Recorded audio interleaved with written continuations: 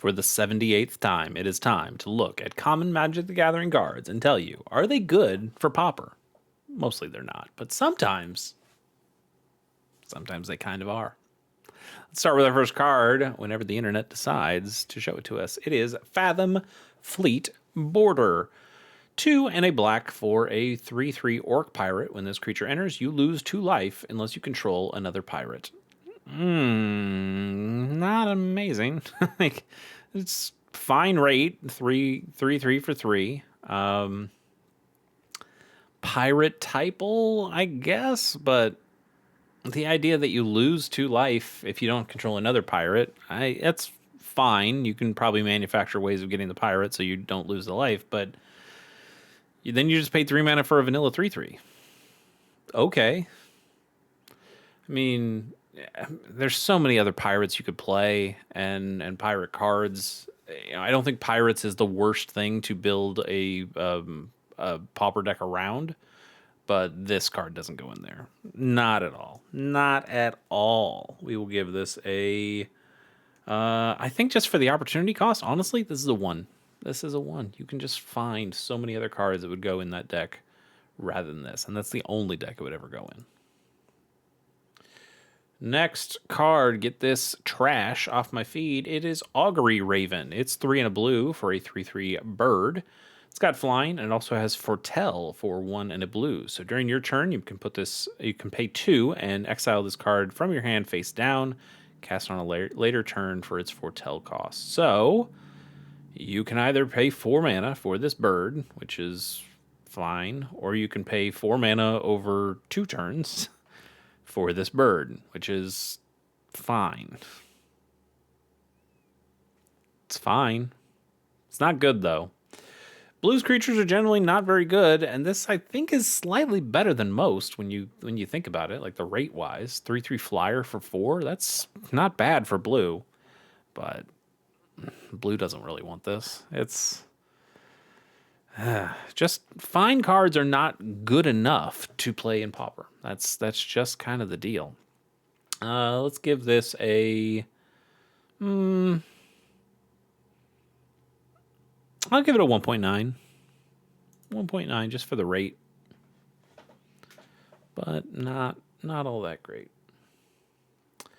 What do we got next? It is Steeple Creeper. Say that 5 times fast. Steeple Creeper is 2 and a green for a 4/2 Frog Snake.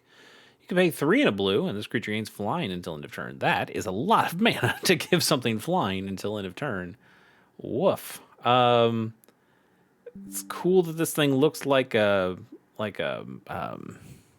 xenomorph, but this isn't very good. 3 mana for a 4/2 is already not amazing, and then having to pay 4 mana every time you want this thing to fly. Oof. And 4 mana, one of it being blue, so you can't even play this in a mono green deck, really. That sucks. That sucks. I'll give this a 1.4. kind of disgusts me a little bit. Next is Watcher in the Mist. It is 3 and double blue for a 3/4 Flying Spirit. When this creature enters, you surveil 2. That is that's more like the like the blue creatures I can think of. I kind of dig the art for this, but the card itself is just not great. 5 mana for a 3/4 flyer, and you get to surveil 2. That's too much mana. It's a double pip of mana, a double colored pip too, which is rough. I don't like this at all. I don't like this at all. The surveil 2 is the best part of the card, honestly. But you're paying for an air. Here's the deal: they wanted to make an air elemental, but they couldn't make it as good as air elemental because air elemental is a classic card. So you got to make it kind of worse. Let's take a point of power off it, but let's try to boost it back up by giving it surveil 2. Nah, not here. I'll give this a 1.5. Bile Urchin is a single black mana for a 1/1 spirit from Betrayers of Kamigawa.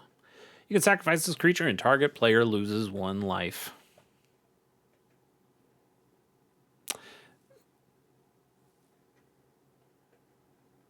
I I kind of don't hate this, but also where do you put it? It's a mono black sacrifice creature. I mean, it would go in a mono black sacrifice deck. But what spot does it take? You're not taking your Nezumi Link Breakers out. You're not taking your Infestation Sages out for this guy. You're not taking your Carrion Feeder out for this guy. You're not taking your Nested Shambler out for this guy. Like who do you take out? And I don't think you take any of them out. So I think this kind of doesn't end up having a place. Could you put it in like a mono black burn? Maybe stuff with like a. I don't know. You could. I'd like to. I'd like to find space for something like this because I like Kamikawa so much. The original Kamikawa block. I love it. No, even though I know it's bad. This thing can block and then sacrifice itself and do a damage to an opponent, all for a single mana. That's I don't know. I don't particularly hate it. I think that's good enough to give this thing like a 3.1. But no, even I can't think of a real deck for this. That makes me sad. Guy's Trappers is 4 and a green for a 3/5, a human warrior with Soul Bond. You may pair this creature with another unpaired creature when either this enters, or when either enters. Jeez, I can't read. They remain paired for as long as you control both of them. So, if you play this, oh sorry, I should read what the rest of the card is. As long as this creature is paired with another creature, both creatures have reach. All right. So let's say you have another creature in play. You play this thing. Now both of them have reach because you're soul bonding them, and then that creature dies. That creature that you paired with dies. You play another creature, and now you can soul bond them again. You can also blink this creature to soul bond that again. Yeah,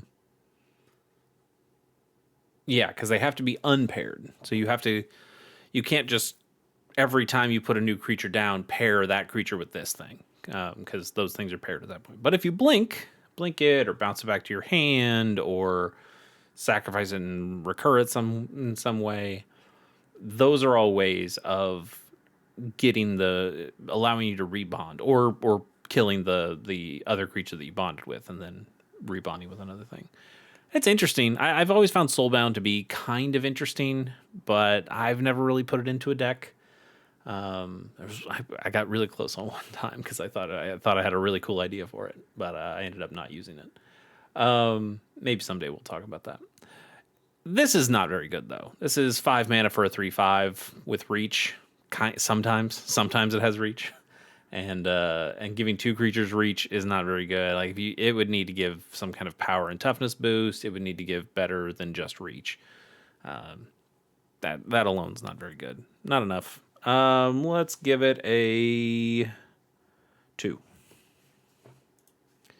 Moving on to card number 7, I believe. It's Orazka Puzzle Door. For a single blue mana, you get an artifact. You can pay 1 and tap and sacrifice this artifact to look at the top 2 cards of your library. Put one of those cards into your hand and the other into your graveyard. Huh. So it kind of does... That's not a sleight of hand, right? Because sleight of hand puts the card you don't choose on the bottom of your library, I believe. But it's kind of like a sleight of hand. It's a 1-mana artifact, and you can crack it, and it's card draw and card selection, and it puts a card in your graveyard. These are all not terrible things. Yeah, none of those things are terrible. I don't know if any of those things are quite good enough to make this matter too much. I don't know what deck this goes in. That's my main problem. It doesn't really go into affinity because you sacrifice it. It doesn't really go in eggs because I think there's just better eggs out there. Maybe it could go in eggs. But eggs also has ways of reducing the cost of artifacts, and this having a blue costed a blue cost means that you can't reduce it any further. Yeah, I don't know. I don't think this quite works. I don't think this quite works the way you want it to. Like the little things that I'm considering for, I'm still just coming up with all the reasons not to play it. And I think those reasons outshine the reasons to play it. So let's give this thing a 3.4. Like it's enticing, but it's just ultimately not quite there. Our next card is Shimmering Glasskite. Have we done this one before? It sounds familiar. Let's take a look at it, but we'll see. Shimmering Glasskite is 3 and a blue for a 2/3 spirit with flying. Whenever this creature becomes the target of a spell or ability for the first time each turn, counter that spell or ability. Maybe we haven't done it. It's from Betrayers Kamigawa, so I'm supposed to like it. I don't though. It's got Shroud once. It's got Shroud 1. That's kind of fun. But the problem is that's Shroud, so not hexproof. So if you tried to play spells on this guy, if you tried to suit this thing up with auras or something, or an ability, you can't even suit this thing up with equipment. That's a little rough. That's a little rough. So then you're left with a 4-mana 2/3 flyer, and that is really not very good. I don't love this. I don't really like it much at all. I also think if you do find a way to load this thing up, you pay the very cheap equip cost that gets countered, and then you spend all the rest of the mana to put all the rest of the stuff on this thing. Your opponent can still they just need 2 cards to kill it. They'll find a way to get 2 cards. I don't think this is the slam dunk that it might seem on some occasions.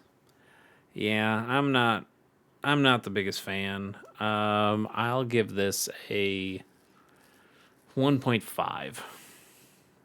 I think we have 2 cards left. I don't really know.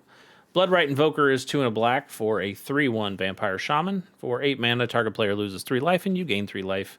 We've looked at some other invokers before. This, honestly, for Pauper purposes, is probably just as good as the red one. It can do just as many of the infinite combos as the red one can. I like it. In fact, I guess it's technically a little better because it gains you life too. I don't know. That probably doesn't really matter because if you have infinite mana, you're not really getting stopped. You can just keep activating the ability. But yeah, it's fine. Like obviously it's 3/1, so it's getting killed by pretty much anything attacking or blocking. But if you have the infinite mana combo, then you win. You just win with this card. Black is probably a little better at that than red is, of being useful for those infinite combos. I don't know. Outside of the infinite combo potential, though, this is pretty useless. So I'll give this thing a 3.4, knowing that the infinite combo is the reason that it gets that high. Kavu Scout is 2 and a red for a 0/2 Kavu Scout. Go figure. It's got Domain. This creature gets +1/+0 for each basic land type among lands you control. So the best thing this could be is a 3-mana 5/2 with no other abilities. Yeah, I don't think that's good. I don't think that's good at all. I'll give this a 1.4. And I think that mostly does it. Let's give ourselves a bonus card just for fun. Aven Fleetwing is 3 and a blue for a 2/2 bird soldier with flying and hexproof. Okay, that's better. Yeah, that's better than the Glasskite. It's a point of toughness weaker, but the hexproof is just the thing you want. So this is certainly better than the Glasskite. Now the real question is a 4-mana 2/2 flyer with hexproof enough for you?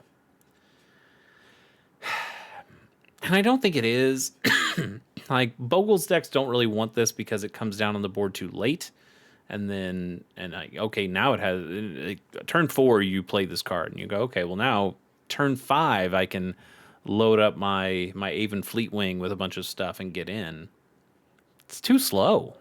You know, you want your Slippery Bogle at that point. You want your Sylvana Ledgewalker at that point. You want those earlier in the game so you can load them up earlier in the game when your opponent can't do stuff to stop you.